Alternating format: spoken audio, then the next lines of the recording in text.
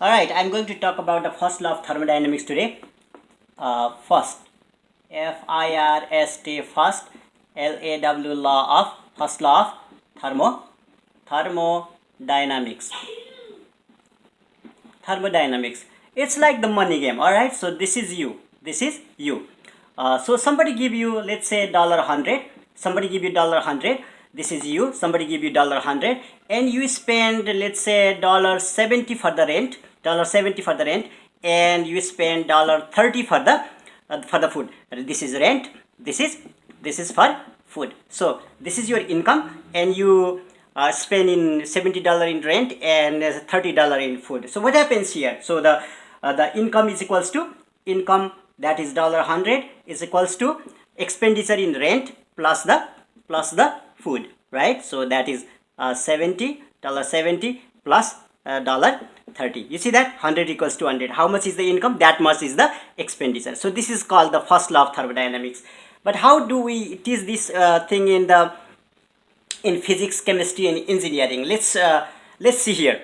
All right. So this is a, let's say this is a water vapor. We have some water vapor here. Let's say it has some, let's say it's about 70 degrees centigrade or whatever. We have certain temperature here. All right. So this is a water vapor here, and we have a movable piston here, movable lid or movable piston here. All right. So let's put it in the heater. Put it in the heater and start to heat it. So put it in the heater and start to heat it. All right. So heat it.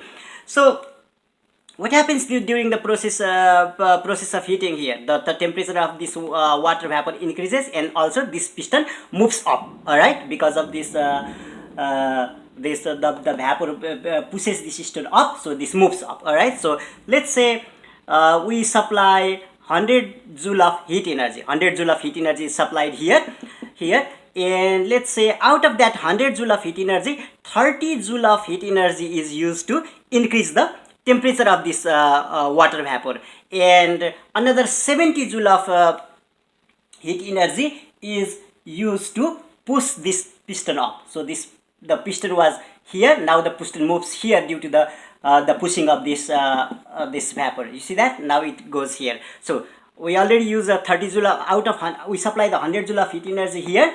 Out of that 100 joule, we are spending 30 joule of heat energy to increase the temperature of this water vapor, and we used 70 joule of heat energy that we supply to push this piston up. So so this is a 70 joule of heat energy is consumed to push this piston up. All right, so we supply 100, we increase the temperature by 30 joule, and we use 70 joule to push this piston up. So in physics, chemistry, and engineering, this is called work.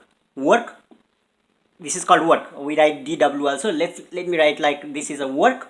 In physics, chemistry, and engineering, we call this work, and this is called the internal energy change. Internal energy change. Internal energy change, and this is heat. Heat is written as Q.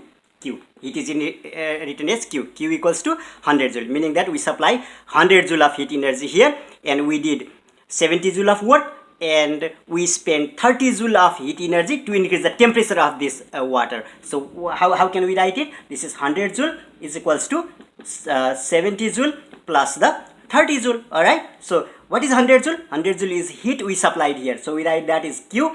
And 70 joule is, what is 70 joule? We did some work here, so let's write that is a dW.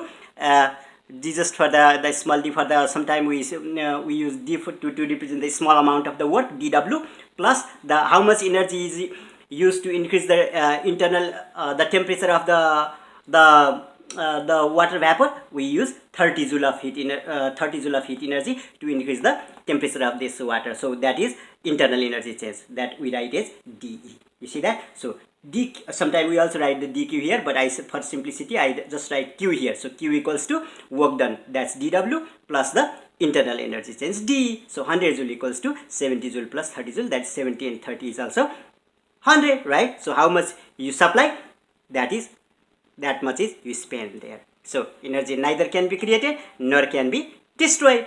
It just can be converted from one form to another form. That's all about the first law of thermodynamics.